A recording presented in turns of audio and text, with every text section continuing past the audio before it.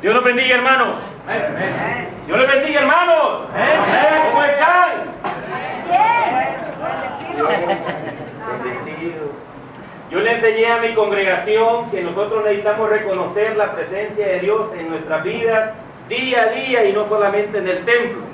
Y hemos aprendido de que todos los días, a pesar de que esté en crisis, son días bendecidos. ¿Por qué? Porque usted y yo tenemos ojos y podemos ver, cuando muchos tienen ojos y no pueden ver. Usted y yo tenemos manos y las podemos usar, cuando muchos tienen manos y no las pueden usar. Y usted y yo tenemos nuestros pies y podemos caminar, cuando muchos tienen sus piernas y sus pies y no pueden caminar. Y a pesar de esas circunstancias, usted y yo estamos, oiga bien, tenemos que saber entender que de repente usted dice, no, que la economía, que esto, que lo otro. Usted y yo estamos bendecidos. Me enoja, me molesta, mi esposa me dice, no digas eso. Pero mire, yo soy como soy porque Dios así me hizo. Pero me dice, me molesta, me enoja cuando de repente algunas veces nosotros como seres humanos tenemos que ver la desgracia de otro para poder reconocer las bendiciones que tenemos. Y eso es triste. Nosotros necesitamos cambiar esa forma de ver la vida y necesitamos cambiar nuestra forma de pensar. Hemos estado leyendo, estudiando y hemos escuchado buenos mensajes. Esperamos compartir la palabra con ustedes. Y yo espero, hermanos, no ofenderlos. Y espero que cuando esté hablando o esté platicando de la palabra, usted pueda creer de que de repente estoy hablando en voz alta, pero que no es con usted, para que podamos de una manera u otra aprovechar lo bueno, tomar lo bueno y desechar lo malo, si usted lo ve así. Cuando estoy en la radio me mandan mensajes y me dicen en la radio, en la televisión, y de repente me dicen, el programa está bonito, que es aquí, que es allá, que esto y lo otro, pero, me dice, pero a la hora de los cantos, por favor, no hable o no corte el canto y ponga la llamada, o no, o de repente está un canto bonito y yo a mitad del canto, yo comienzo a cantar junto con el canto ahí, y me dice, pero usted no cante.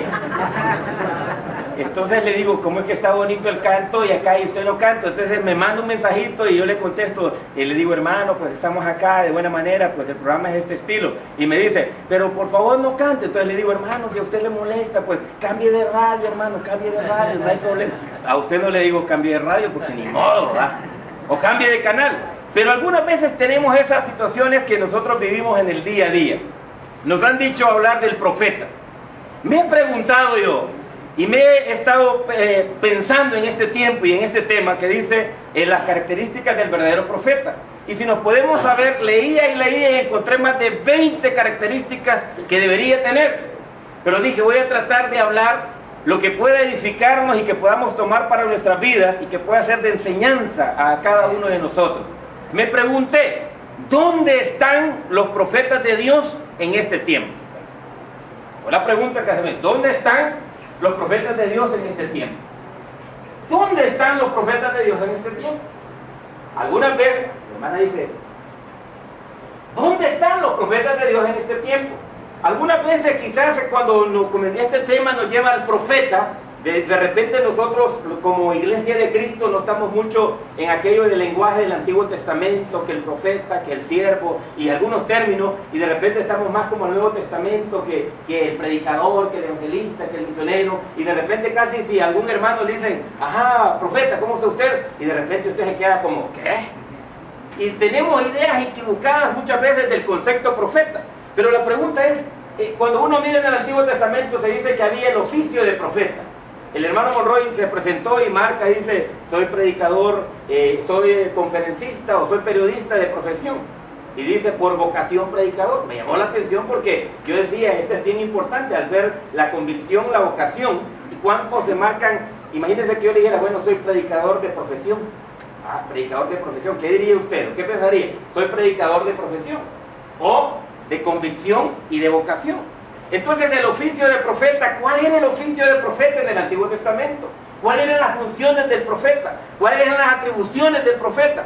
Y si hoy en día tuviésemos que hacer ese paralelismo o hacer la comparación entre el profeta del Antiguo Testamento y la función del predicador o el ministro en este tiempo, la pregunta sería, ¿será que hay alguna diferencia? ¿Será que es diferente la función? ¿Será que es distinto el oficio? Y usted se va a preguntar y se va a quedar como... Salía yo del Estadio Nacional en una oportunidad y miré a 4 alférez, o sea, cadetes, que estaban golpeando a un muchacho. Cuando lo vi que lo estaban golpeando, me vine con mi hijo y le dije, venite, vámonos, defendámoslo. Y cuando yo miré a los cadetes golpeándolo, le digo, bueno, ¿y por qué le pegan? No, es que, ¿pero por qué le pegan? No, es que él nos dice tal cosa, pero ya está sometido, está tirado, está ahí, y le siguen pegando los 4, ¿por qué le pegan? Ya tiene las chachas puestas, ¿por qué le pegan? No, ¿y usted quién es? Y no le dije, soy predicador, ¿por qué de mí van a macanear? No le dije, pero yo he notado que cuando yo diga, no, trabajo en Canal 36, inmediatamente dicen, este es periodista. Algunas veces en ciertos lugares, o eres abogado y ya te tiene un poquito, pero después descubrí, después que terminé un diplomado en Derechos Humanos, descubrí que cada vez que digo que soy procurador de Derechos Humanos, inmediatamente el oficial, el teniente, me pasa para acá, me pasa para allá, y me dice, bueno, es que aquí. Pero yo me recuerdo que antes de tomar ese diplomado, yo miré golpeando a ese muchacho, y los 4 le estaban pegando, y yo le dije, ¿por qué le pega? Está sometido, tiene la chacha, ¿por qué lo están maltratando? Voy a llamar al canal ahorita mismo, y yo estoy en un canal, pero este es programa de la iglesia, para que vengan a cubrir esta noticia ahorita mismo por lo que ustedes están haciendo. Y inmediatamente se apartaron ellos, lo dejaron a un lado. Yo me puse a pensar, ¿será que cuando hay injusticia en la tierra, en nuestra comunidad, en nuestras ciudades, ¿dónde están los profetas de Dios? ¿Cuál es la función o la misión? El hermano que hablaba al principio decía, Daniel era un hombre de valor, era un hombre que entregado, un hombre aquí y allá. Pero me pregunto yo, ¿será que los profetas de Dios en este tiempo tienen el mismo coraje y el mismo valor que tenían los profetas del Antiguo Testamento y que tenía Daniel? ¿O será que algunas veces miramos situaciones como esa que yo vi, inmediatamente de repente queremos ayudar y será aquello que no, déjalo, no te metas, te van a hacer algo? O no te vayas a meter porque te va a pasar tal cosa. A mí, algunas veces mi esposa se me acerca y me dice, no te metas. Y yo le digo, es que aquí es donde tengo que ver lo que Dios me ha llamado a hacer cuando son las cosas justas. Al ver esto, veo en el libro de Romanos, capítulo 11, verso 29. Dice en Romanos 11, 29, para traerlo a nuestra enseñanza, algunos textos bíblicos que quiero compartir con ustedes y conmigo mismo, para que podamos nosotros de una manera u otra entender qué demanda Dios para cada uno de nosotros y qué quiere Dios para nuestras vidas. Mire lo que dice la Escritura en Romanos capítulo 11, verso 29. Porque irrevocables son los dones y el llamamiento de Dios. Me puse a pensar cuántos de nosotros hemos entendido que el profeta o el predicador o el ministro ha tenido un llamamiento de parte de Dios. Pero me puse a preguntar, ¿cuántos en realidad somos llamados por Dios y cuántos nos creemos llamados? ¿Cuántos somos llamados por Dios y cuántos nos creemos llamados? Porque aquí entra el punto, dice, irrevocables son los dones y el llamamiento de Dios. Irrevocables son los dones y el llamamiento de Dios. Quiere decir esto que cuando nosotros tenemos un llamamiento de parte de Dios es irrevocable, o sea que no lo puedes. Algunas veces será aquello de que en ciertos lugares usted puede cambiar o devolver, pero voy a hablar en el sentido de una palabra. Por ejemplo, yo vengo y le digo una palabra al hermano que lo ofende. Una vez la he dicho, esa palabra yo no la puedo traer de regreso para decirle, hermano, discúlpeme, es que, me explico, porque no puede venir para atrás esta palabra, no se puede retroceder, como aquellos que dicen, a mí me gustaría retroceder el tiempo, no es posible. Dice que irrevocables son los dones y el llamamiento de Dios. Esto quiere decir que si usted tiene un don de parte de Dios, ese don Dios no se lo va a quitar, porque es irrevocable. Dios tiene un don en su vida. Algunos podrán tener 1, 2, 3 y otros podrán tener 4 o más dones, pero tienen que saber qué don les ha dado Dios y ponerlo al servicio de Dios. Y el llamamiento en su tiempo y su momento. Entonces cuando uno mira y dice, irrevocables son los dones y el llamamiento de Dios, esto es algo personal. Cuando uno mira el Antiguo Testamento va a ver que cada uno de los diferentes profetas en el Antiguo Testamento tuvieron un llamado diferente. Algunos estuvieron en un tiempo de descanso, otros estaban en un tiempo de meditación, otros estaban arando cuando el Señor los llamó. ¿Y qué hicieron? Inmediatamente dejaron lo que estaban haciendo por seguir al Señor. Y cuando uno mira eso, entonces comienza a ver que cuando Dios comienza a llamarte, te saca de donde estás y comienza a darte una visión, una misión y un propósito. Algunas veces cuando uno mira las congregaciones puede ver que habemos muchos predicadores que no tenemos ni visión, ni misión, ni propósito. Y entonces estamos así como que bueno, aquí estamos jugando a la iglesia o jugando a la congregación o llenamos todas las reuniones de toda la semana y marcamos, pero no hay una visión, una misión y un propósito. El profeta de Dios necesita entonces poder entender que tiene una visión, una misión y un propósito en el lugar que el Señor lo ha llamado. Una vez ha visto su llamamiento y ha entendido lo que la palabra de Dios dice, miren lo que dice el libro de Filipenses 2:13. Filipenses 2:13. Dice la escritura de la siguiente manera en Filipenses 2:13. Porque Dios es el que en vosotros produce el querer como el hacer por su buena voluntad. ¿Quién? Dios. Porque Dios es el que produce en ustedes el querer como el hacer por la buena voluntad de Él para conmigo, no de mi voluntad para con Dios. Algunas veces nosotros estamos pensando en que las cosas tenemos que hacerlas dependiendo de mi voluntad para con Dios, y está diciendo porque Dios pone el querer como el hacer. Dios ha puesto en mí el querer como el hacer por la buena voluntad de Él, por la buena voluntad de Dios. Cuando yo leí este texto bíblico y me fui a Nehemías y me fui a ver los profetas del Antiguo Testamento, ustedes se han fijado que los profetas del Antiguo Testamento dicen, y puso Dios en mi corazón, y puso Dios en mi corazón. Pero de repente si el hermano Juan García dice en una prédica o en una actividad o en un proyecto que quiere iniciar y dice, fíjese que Dios puso en mi corazón tal cosa, y ya los hermanos se quedan viendo, ay, el hermano Juan como que ya se está desviando, el hermano Juan. Últimamente lo vemos que dice así que el Señor puso en su corazón y aquí y allá. Y entonces comenzamos a tener esas situaciones de que nos olvidamos que nuestro Dios es un Dios real, es un Dios verdadero. El otro día estaba en una reunión de oración y se me acercó un predicador y me dijo, hermano, yo quiero compartirle con usted algo porque usted es predicador y usted me va a entender. Yo no entiendo por qué, me dice, así me dijo, por qué en las iglesias de Cristo oramos por sanidad, y me dice, ¿y sabe qué? Me dice, y no creemos en los milagros. Yo dije, me quedé pensando, sí, oramos por sanidad y no creemos en los milagros. Entonces eso tocó mi corazón, porque la pregunta es, ¿puede o no puede Dios en este tiempo hacer milagros? ¿Puede sanar cáncer? Y mire, yo he visto la mano de Dios en varios lugares, pero le he dicho a la gente, es Dios el que hace la obra, no es el hombre, ni es la persona. Es Dios el que sana, es Dios el que hace milagros. Entonces cuando nosotros de repente estamos hablando muchas veces de oraciones de sanidad o estamos hablando de esto, pero no creemos en los milagros, como que nos contradecimos. Creemos que el Dios del Antiguo Testamento es uno y que el Dios del Nuevo Testamento es otro. Creemos que lo que Dios hizo en el Antiguo Testamento ya no lo puede hacer en el Nuevo Testamento. Creemos que el Dios del Nuevo Testamento no es vivo y fuerte y guerrero como el del Antiguo Testamento. Y es aquí donde nosotros vemos a esta porción, donde vemos que dice que Dios pone el querer como el hacer.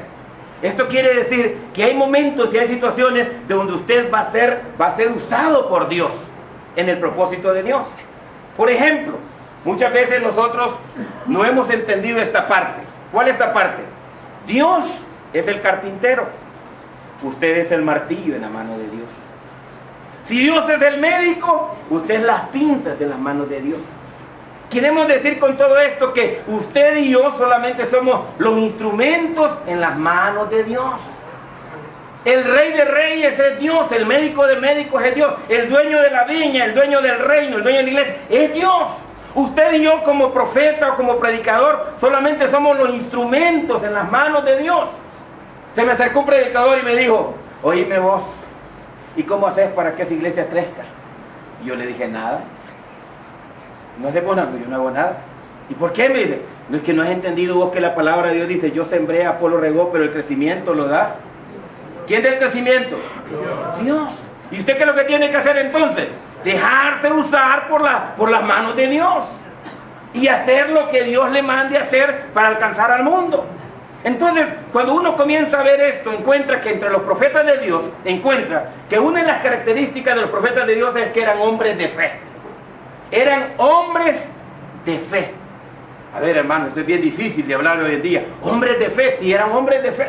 En todo el Antiguo Testamento usted va a ver que eran hombres de fe. En todo el Nuevo Testamento va a ver a los apóstoles hablando de fe.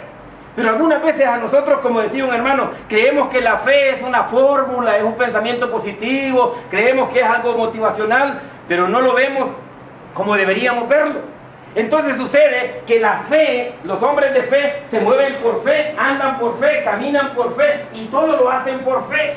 En el año 2003 a nosotros se nos dio una visión y yo fui a un lugar estando en una espera y miré y decía, meta para este año, dice, meta para los próximos 10 años, plantar 500 iglesias. Yo dije, ¿qué?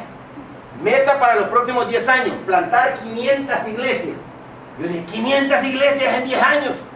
Y entonces me regresé a mi congregación y me puse a pensar y dije, ¿y cuántas iglesias queremos plantar como iglesia en los próximos 10 años? Y me puse a ver, la congregación que está en el barrio tal, 40 años, ni una iglesia plantada. La iglesia que está en el otro barrio tiene 35 años, 3 iglesias plantadas. La otra iglesia que está en tal lugar tiene 70 años, 2 iglesias plantadas. Y yo, ¿cuál es el propósito de la iglesia en este lugar? Y entonces se acerqué a un hermano y le dije, tengo una visión. La visión se llama 10-10. ¿Qué es eso de 10-10? 10 congregaciones en 10 años. A ver, ¿qué vamos a hacer? Vamos a plantar una congregación por año. Y entonces dice, ¿y cómo lo vas a hacer? Bueno, Dios va a proveer. Vamos a ser gente de fe. Y entonces cuando dice, va 10 congregaciones en 10 años, una congregación por año, sí. Y entonces me dice, y comenzamos el proyecto y me dice, ¿y ya tenés el terreno? No. ¿Y ya tenés el predicador? No. ¿Y ya tenés el sostenimiento del predicador? No. Y le dije al norteamericano, le dije, ¿y qué importa? Yo no necesito el terreno, el predicador o el sostenimiento. Yo he dicho que voy a plantar, que Dios nos ha puesto en el corazón plantar 10 congregaciones por fe. Y entonces, lo más importante en esta misión de plantar congregaciones no es el predicador, ni el terreno, ni el edificio, ni la propiedad, ni los fondos. Es la fe, y la idea es que lo más importante son las familias, las personas. Iniciamos en eso y comenzamos a plantar las congregaciones en hogares, en hogares, en hogares. 10 años después hemos plantado 10 congregaciones. Y por fe se han levantado edificios de madera y hemos recibido donación para un local, donación por otro terreno. Gente de la misma comunidad dice, yo dono 500 varas, yo doy 500 varas, yo doy 2000 varas. Y entonces ahora tenemos 7 congregaciones. Ahora, ¿cuál es el problema muchas veces en esto? El factor es la falta de fe. ¿Por qué? Porque normalmente cuando queremos iniciar un proyecto, siempre hay alguno que tiene fe, pero hay 10 que no tienen fe. Hay 10 que generan oposición. Hay 10 que dicen eso no es posible. Hay 10 que dicen eso es imposible. Hay 10 que enmarcan cierta situación contraria y entonces nos hemos olvidado que como hombres de Dios tenemos que ser gente de fe. El otro día estaba hablando porque nosotros queremos comprar un terreno que cuesta $10,000. Y entonces estaba oyendo a otra persona que decía, necesitamos $100,000 y lo vamos a tener. Y yo dije algunas veces, ¿qué está sucediendo entre nosotros? Nos hemos olvidado que los hombres de Dios necesitamos ser gente de fe, movernos por fe, caminar por fe, hacerlo todo en fe y en el nombre de Dios, pero sin caer en el fanatismo, sin caer en la emoción, sin caer en el sensacionalismo. Mire, el hombre de Dios tiene que ser un hombre de relación con Dios, porque los hombres de Dios no tienen religión. Los profetas en el Antiguo Testamento no tenían una religión. Usted va a ver que tenían ¿qué? Una relación con Dios. Me puse a leer todo el libro de Isaías y otros libros ahí y comienzo a ver que cada uno de los profetas comienzan a hablar de la relación que tenían con Dios. Y hablaba con el Señor en la madrugada y oí la voz de Dios y el Señor acá y comienza a hablar de una relación con Dios. En todo tiempo, en todo momento están hablando con Dios. Yo veo que algunas veces nosotros jugamos a la iglesia y el día domingo, mientras estamos en el templo o en el local, actuamos de una manera, pero al salir de este lugar se nos olvida que nuestro Dios es real. Que nuestro domingo en la mañana, antes de irme al programa de radio, mientras me iba, mi suegra se me acerca y me dice, hermano, me dice, se me le cayó el pernito acá, este pernito acá, aquí a los lentes, ayúdeme a ponerlo. Y yo dije, miré la hora y dije, voy a llegar tarde al programa. Por un momento dije, tengo dos opciones, o soy como el sacerdote y el levita que se va y deja la necesidad ahí, o me quedo a ayudarla como el samaritano. Y me detuve y comencé a quererlo meter y mis dedos son grandes y pues intenté y no podía, mirar que la hora. Entonces por un momento le dije, no, ya me agarró la impaciencia y no lo voy a poder hacer, mejor me voy, pero inmediatamente se me vino a la mente un pensamiento de la Biblia que dice Romanos 8:28, y sabemos que los que aman a Dios, todas las cosas les ayudan a bien. Me fui y dije, no, el Señor sabe por qué me retrasó, y cuando el programa debe entrar a las 6:30, entro a las 7, pero no voy el camino, exactamente en el camino donde yo voy, donde estoy pasando, 10 minutos antes, un taxi y un camión se habían dado así, pero fuerte. Yo pasé y dije, Señor, de lo que me libraste. Y ustedes dirán, ay hermano, es que Dios es real, Dios es verdadero. Lo que pasa es que nosotros no queremos ver a Dios. Muchas veces no queremos ver a Dios en el día a día. Lo queremos mostrar lejano. Pero oiga bien, estoy tratando de decir, no caiga en el fanatismo, no. Quiero que entiendan que hay que tener una relación con Dios. Los profetas del Antiguo Testamento manejaban una relación con Dios, porque eran hombres de fe, caminaban por fe, andaban por fe, se movían en fe. Me llamó algo muy interesante en la historia de los profetas. No se menciona el papá o la mamá, los hermanos, la esposa o los hijos. No se menciona. Ni se tenían casa, y tenían asietas, y tenían carros, y tenían Blackberry, y tenían iPhone, no se menciona. No está.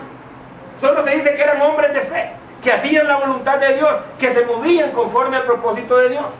Cuando uno comienza a ver entonces eso, me pregunté nuevamente la pregunta a cada uno de nosotros: ¿dónde están los profetas de Dios en este tiempo?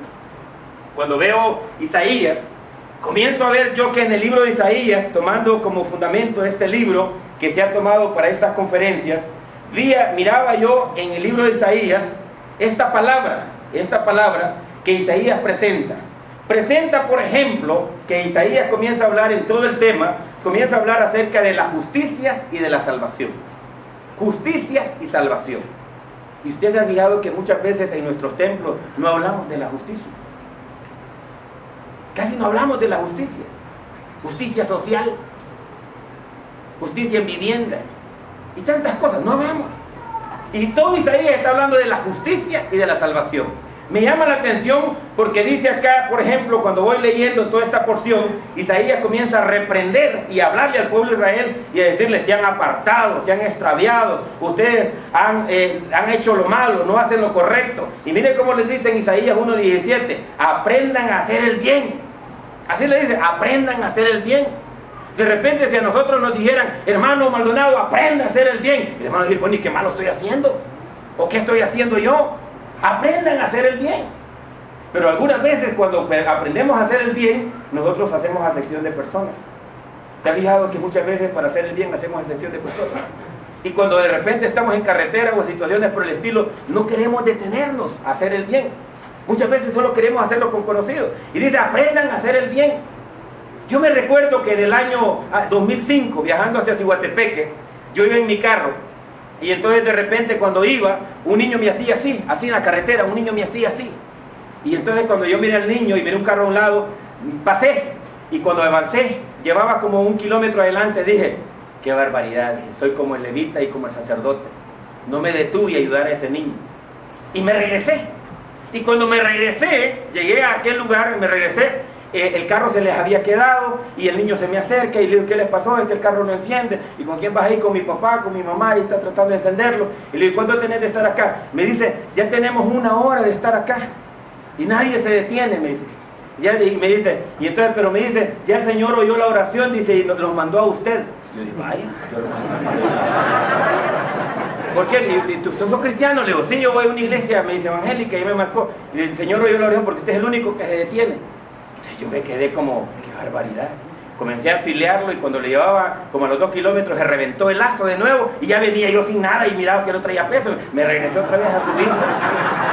Y le dije al niño: para que tu papá no se quede y esto y lo otro, mejor venite adelante para que así no haya problema, porque vos vas viendo si se queda o no se queda.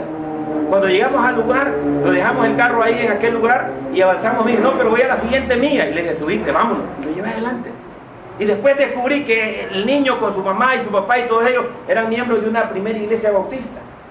Yo me puse a pensar: ¿por qué nosotros no nos dejamos usar por Dios?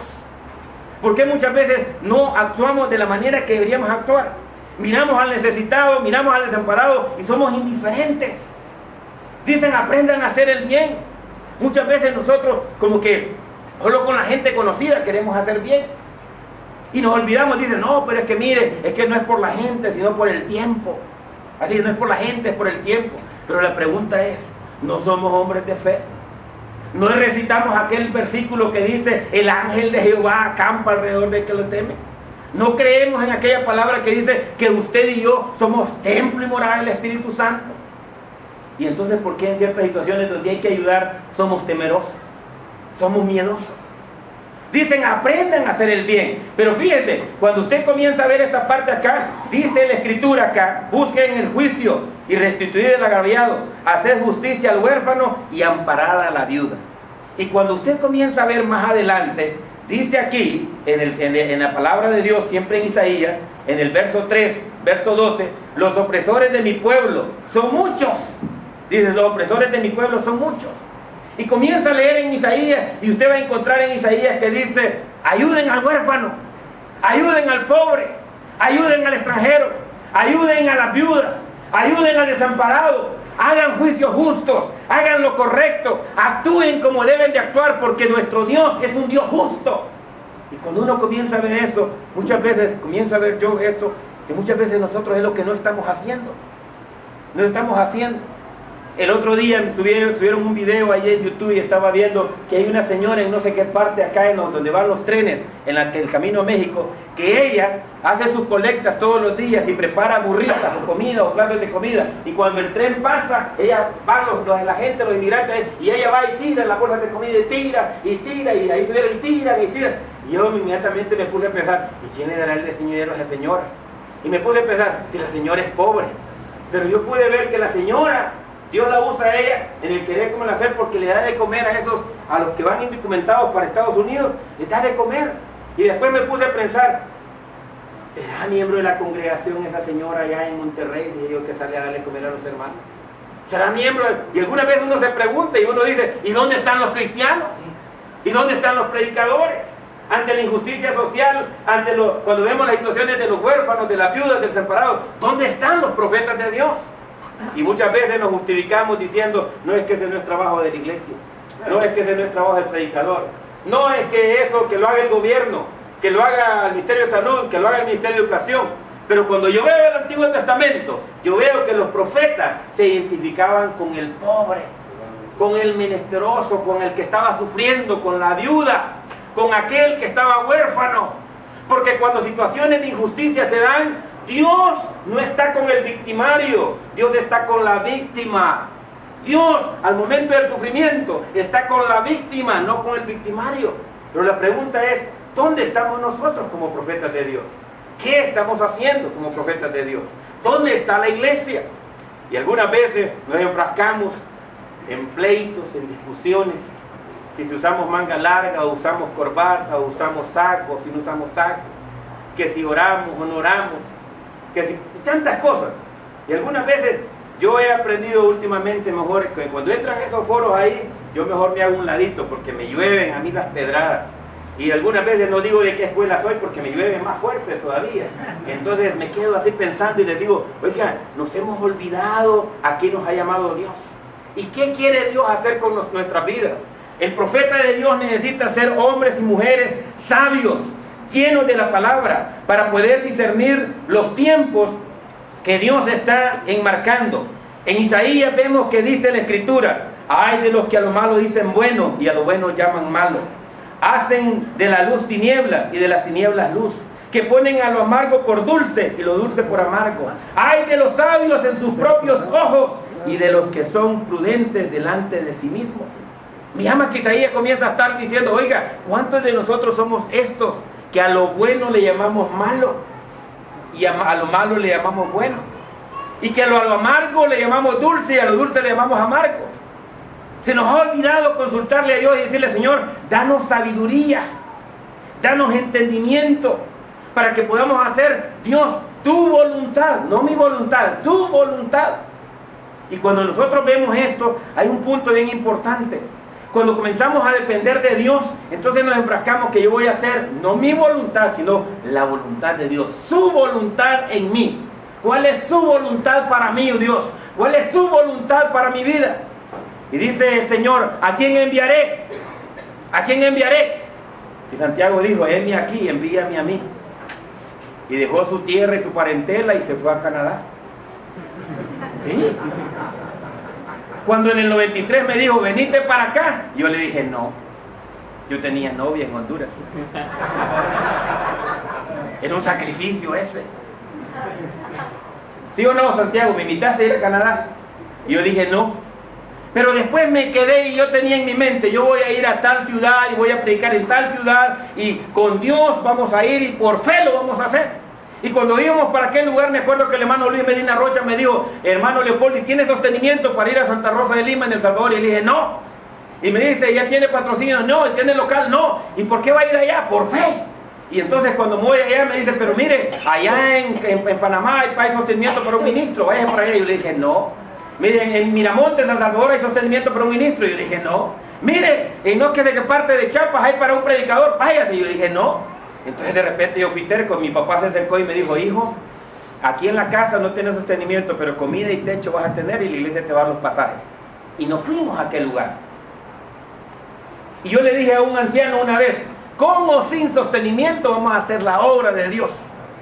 Porque yo no predico el evangelio por un sostenimiento. Yo no predico el evangelio por un sostenimiento. Yo he entendido que el predicador, el profeta de Dios, tiene que tener un llamamiento y tiene que tener convicción. Y tiene que tener vocación. Porque el ministerio no debe verse como una profesión. ¿A dónde me dan más? Me dijeron, véngase acá a este lugar para ir a predicar ahí en Georgia. Y yo le dije, no. Pero mire, va a tener esto y esto y esto. Y le dije, no. ¿Por qué? Porque allá le voy a servir a un grupito de 30, 40 y aquí le puedo servir a una ciudad de 1,5 millones. Y yo creo que puedo ser más útil aquí en Tegucigalpa que allá en aquel pueblito. Pero yo soy yo. Usted es usted. Y cada uno de nosotros tiene que ver cómo tiene su fe con Dios y su relación con Dios. ¿Me explico? No quiero condenar a nadie. Solamente déjese usar por Dios. Y nos fuimos a aquel lugar. Y estando en aquel lugar, Dios proveyó y nos dio lo que necesitábamos en aquel tiempo. Fuimos y tratamos de cumplir la palabra de Dios. Para no cansarlo, estuvimos 5 años. Dimos 150 cursos bíblicos de la Escuela Bíblica Mundial, Alexander. Y graduamos casi 50 personas del curso bíblico. Y del que dice la Biblia graduamos 25. Y de la iglesia bíblica graduamos 12. ¿Y sabe cuántos bautismos hubo en 5 años? 5. Predicamos en radio, en campaña, y dije, vamos a hacer la obra de Dios, es la voluntad de Dios. Eso hicimos. Por circunstancias el Señor nos movió a Honduras y dejamos el sostenimiento que teníamos ahí, y cuando llegamos a Honduras nos daban la mitad de lo que recibíamos en El Salvador. Y muchos predicadores me acercaron y me dijeron, qué tonto sos vos, qué bruto sos, allá te dan más y aquí menos y te venís por donde hay menos. Yo le dije, yo camino por fe y ando por fe. Y nos fuimos a este lugar donde estamos hoy, en Ciudad Mateo, y 17 años después, Dios ha hecho la obra. Una congregación, 7 congregaciones más con la visión 10-10, y hemos tratado de entender, oír y hacer la voluntad de Dios. Esto es bien importante porque aquí es donde viene, cuando el Señor pide que vayamos, Isaías dijo, heme aquí, envíame a mí. Y eso se llama obediencia, eso se llama fe. Eso significa creerle a Dios. Porque no es lo mismo creer en Dios que creerle a Dios. Creerle a Dios es diferente. Creer en Dios es una cosa y usted está tranquilita, pero creerle a Dios es cuando te dice, sal de tu tierra y tu parentela. Y usted de repente, ay, no, ya eso. ¿Sí? Cuando eso es creerle a Dios. Yo te voy a sustentar, yo te voy a proteger, yo te voy a alimentar, yo voy a hacer esto, yo voy a hacer lo otro. Usted tiene que creerle a Dios. Porque muchas veces todo el mundo cree, pero creerle es movernos por fe y actuar en obediencia. Cuando nosotros vemos cómo Isaías está hablando acerca de que se debe hacer justicia social, que se debe condenar la opresión, hay de los que dictan leyes injustas y prescriben tiranía, hay de los que dictan leyes injustas, Isaías comienza a decirle al pueblo: ustedes dan leyes injustas. Y de repente en nuestros países y en nuestras ciudades se levantan leyes injustas. Y los profetas de Dios no dicen nada. Brillan por su ausencia. Y se levantan leyes injustas y no hablan. Dios me ha dado la oportunidad de que cuando tengo la oportunidad de estar en un medio, yo lo digo. Y le marco así, y si no lo puedo decir porque Santiago sabe de que me pueden deportar, entonces porque soy de El Salvador y estoy en Honduras y conozco a ciertos diputados y gente que está en el Congreso, entonces cuando está cerca del ministro de Gobernación le digo, ministro, yo no lo puedo decir en la radio porque me pueden deportar, le digo, pero yo creo que esto y esto y esto está mal. Y entonces me dice el abogado Chan Castillo: pastor, lo vamos a considerar. Sí, porque yo creo que eso es injusto, le digo. Y yo creo que eso es injusto. Y marca cierta cuestión. Tenemos que alzar la voz. Algunas veces de repente miramos las injusticias, vemos las situaciones y nos quedamos callados. No, es que no queremos entrar en controversia. Y algunas veces tenemos que saber separar lo que la Biblia enseña y lo que es los derechos humanos. Porque también tenemos que aprenderlo. Y también tenemos que aprender a respetar. Pero también tenemos que amar al pecador, pero no el pecado. Tenemos que amar al pecador, pero no el pecado. Entonces, si Dios te lleva a esto, tienes que hablarlo, tienes que decirlo. Porque Dios te tiene con un propósito. Yo he creído que estoy en Tegucigalpa y el Señor no me ha movido en este tiempo y en este momento, porque yo he creído que Dios tiene un propósito para mi familia y yo en aquel lugar, y por eso estamos en ese lugar. Nosotros tenemos que tener, repito, visión, misión y propósito, de preguntarnos la razón de ser, la razón de existir. Como iglesia y como predicador en la ciudad donde estamos, tenemos que tener una razón de ser y una razón de existir. Ya no podemos estar jugando a la iglesia. Ya no podemos estar jugando a la iglesia. Yo miraba unos niños que jugaban a la iglesia: juguemos a la iglesia, vos cantás, le decía, juguemos a la iglesia, vos cantás, vos orás y vos predicás. ¿Y vos qué vas a hacer? Yo voy a recoger la ofrenda, le decía. Eso es jugar a la iglesia. Hay iglesias que están jugando a la iglesia. Tienen reuniones toda la semana, de domingo a domingo, se reúnen por la mañana, por la tarde, y tienen un montón de actividades, y solo son actividades, pero no hay proyección, ni está la visión de Dios en aquel lugar. Y somos conformistas muchas veces. Somos conformistas. Alguien me dice: ¿por qué vas a cada rato a la radio evangélica? Le digo: porque cada vez que me dan una hora para predicar a nivel nacional, yo lo voy a aprovechar. Y una vez le dije: ¿me da permiso de predicar el evangelio? Predique el evangelio, pastor. Y me fui yo a predicar el evangelio típico. Y comencé a hablar del oír y el creer y arrepentirse y el bautismo. Y dije: y en la radio, y nadie se salva solo por levantar la mano, tiene que recibir la agua en bautismo. Porque sin el bautismo en agua para perdón de pecados, nadie alcanza la salvación. Y comenzaron a entrar las llamadas: pastor, repita los textos bíblicos, pastor, repita los textos bíblicos, que lo repita. Y yo le dije: que lo graben para la próxima. Uno tiene que ver en el punto que Dios nos está llamando. Cada uno de nosotros somos diferentes, tenemos diferentes dones, tenemos diferentes talentos. Y cada uno de nosotros tenemos cualidades y características de parte de Dios que son propias de nosotros. Así que no te compares conmigo, Isaac. Por favor, no te compares conmigo, Isaac.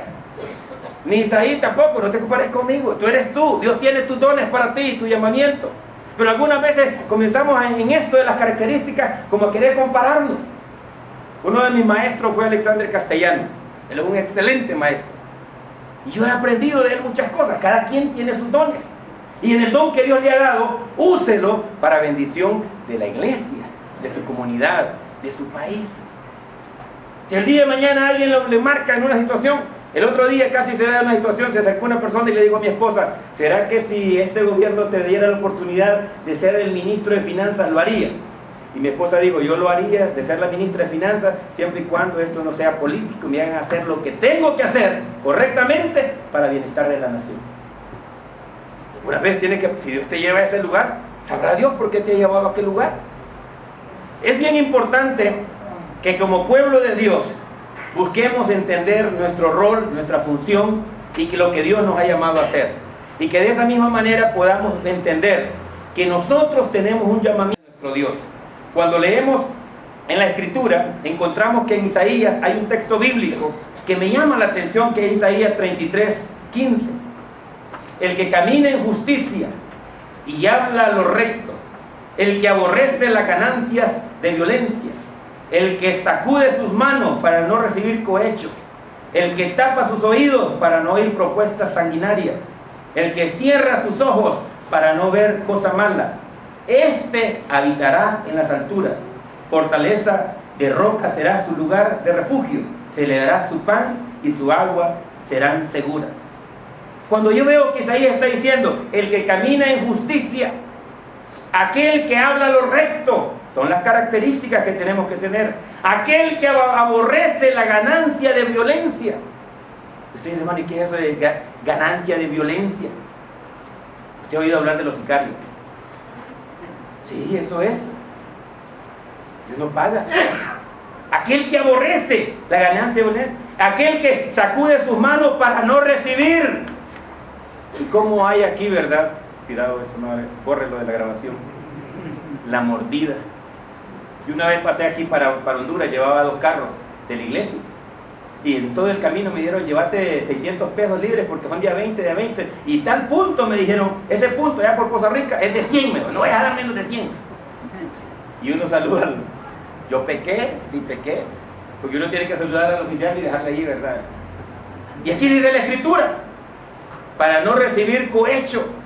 Dice aquel que sacude sus manos para no oír, y el que tapa sus oídos para no oír propuestas sanguinarias, tapa sus oídos.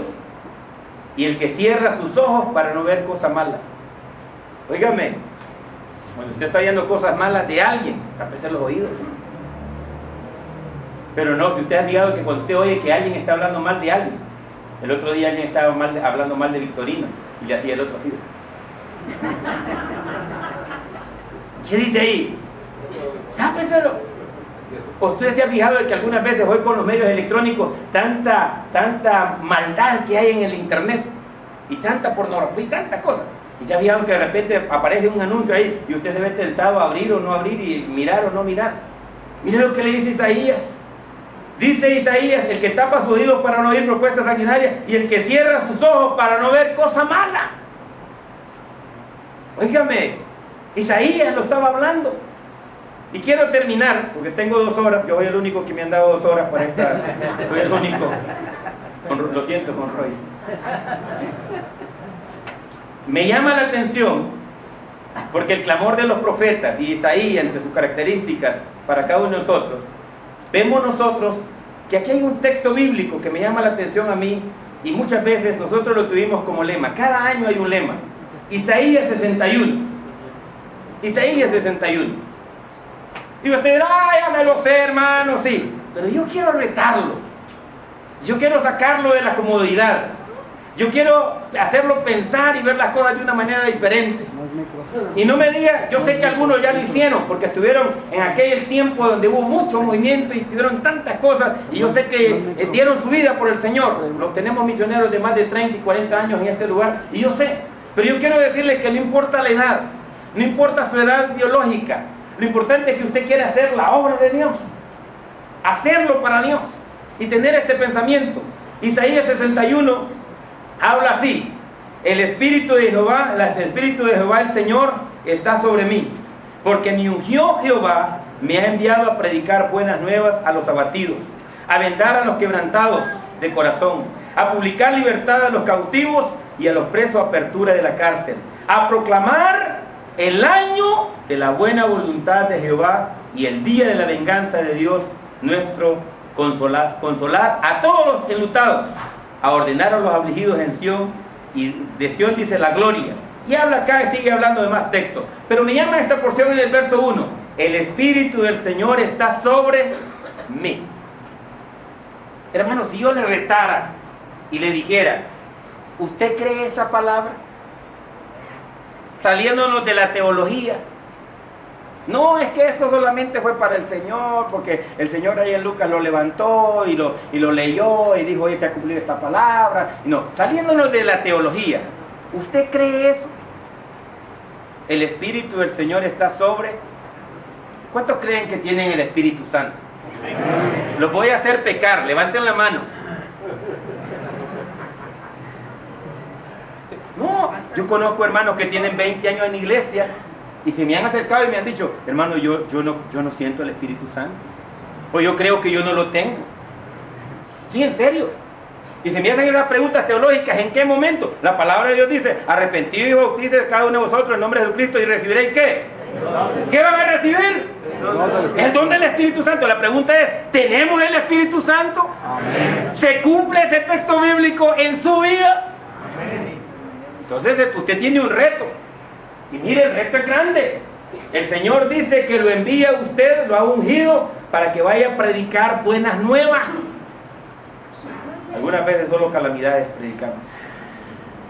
Hay un hermano ahí en Tegucigalpa que cada domingo predica, un domingo predica el infierno, otro domingo predica del Hades, otro domingo predica en contra de fulano, otro domingo predica en contra de Mengano, en contra de los mormones, en contra de... Todos los domingos es para condenar. No hay un domingo de gracia. Y el Señor nos ha llamado aquí a llevar ¿qué? Buenas nuevas. Predique el Evangelio. Compartir el Evangelio no solamente es en una campaña. Nuestros vecinos no vienen a las campañas porque solo para las campañas los invitamos. El resto del año no les predicamos. Pero usted puede predicar el Evangelio de muchas maneras y de muchas formas. De muchas maneras y de muchas formas. Hacer la voluntad de Dios. A predicar las buenas nuevas a los abatidos. Dice a vendar. El Señor nos ha mandado a vendar, a sanar. No nos ha mandado a voltear. No nos ha mandado a herir ni a cuchillar. Nos ha mandado a sanar, a vendar. Cuando el hermano está caído, cuando el hermano o el predicador está necesitado, en vez de levantarlo, lo apaleamos. En vez de consolarlo, lo condenamos. ¿Sí? Si el hijo pródigo hubiera sido su hijo, al verlo de lejos, usted no sale corriendo a recibirlo. Cerrar la puerta, que allá viene aquel tal por cual. ¿Sí? ¿Y a qué nos ha mandado el Señor? El Espíritu del Señor está sobre mí porque me ungió Jehová. Me ha enviado a predicar buenas nuevas a los abatidos, a vendar a los quebrantados de corazón, a publicar libertad a los cautivos y a los presos, apertura de la cárcel, a proclamar el año de la buena voluntad de Jehová. ¿Qué necesitamos hacer? Prediquemos, prediquemos, prediquemos, usemos todos los medios que podamos, que Dios nos dé a nuestra casa, prediquemos. Muchas veces predicamos con regalar una bolsa de agua. Muchas veces predicamos con darle la dirección a alguien que anda perdido. Muchas veces predicamos haciendo obras sencillas. Muchas veces predicamos haciendo benevolencia. El otro día estaba en un mall, yo iba tomando mi café para terminar. Y mientras estaba ahí, iban dos cieguitos. Y uno dijo, ¿dónde queda la salida para ir al San Felipe? Y yo le dije, queda por ahí, vieron que era cieguito, entonces le dije, te lo voy a llevar a la parada, y cuando voy para la parada, camino, la gente se me quedaba viendo. Yo era un bicho raro caminando con los dos cieguitos aquí al par, porque todos se me quedaban viendo. Porque como no es común hacer benevolencia. Y llegué ahí en la parada y miré que ningún carro se detenía y nadie se movía. Regresé de nuevo y le dije, es que vamos en un bus que dice San Felipe, Cerro Grande. Aquí no están, aquí. Entonces me regresé y nos cruzamos todo el mall de regreso. Y me llamó la atención que tenía que subirlo en las gradas eléctricas. Y después subir a la otra parte. Y después cruzarnos el bulevar y detener la calle a un lado y al otro lado. Y después cuando llegamos allá, dejarlo exactamente adentro del bus donde ellos tenían que irse. Y después, ¿sabe cómo me sentí yo? ¿Usted cree que me sentí mal? ¿Cómo se siente uno cuando hace una benevolencia? ¿Usted se siente mal? Yo dije, yo creo que yo todos los días debo andar buscando a ver dónde hay una buena obra o una benevolencia, porque uno se siente bien. Más de alguien conocido puede haber visto y haber dicho, mira, ya va el predicador de tal congreso, vaya, anda haciendo una caridad. Pero más de alguien podría haberme visto que pasaban los cieguitos y me pidieron ayuda y que yo me hice como el sacerdote y no lo ayudé. Dios nos ha mandado a oír su voz, a ser obedientes y a predicar su palabra y a creer ese texto bíblico, que cada uno de nosotros, mujeres y hombres, somos instrumentos en las manos de Dios, somos siervos de Dios, y que cada uno de nosotros, mujeres y hombres, tenemos el regalo del Espíritu Santo. Que Dios les bendiga.